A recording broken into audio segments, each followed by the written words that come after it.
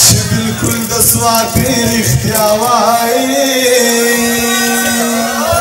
او یم د رنګ سپین دی یم د سترګې غټې دي نه او یا ستا یارانې ته به ټینګ نه شمه او یا تاویل درزن بنګړي د ورځې ماتوما او یا مولا په خدای شاه ځان وکا و د ځنې سره مې جانان کنده کنده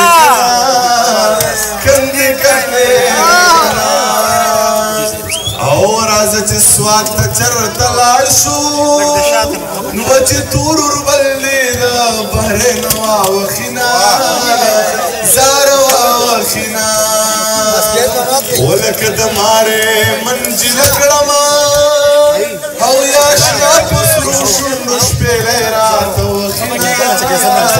جار جار وښینه ډېره مهرباني مننه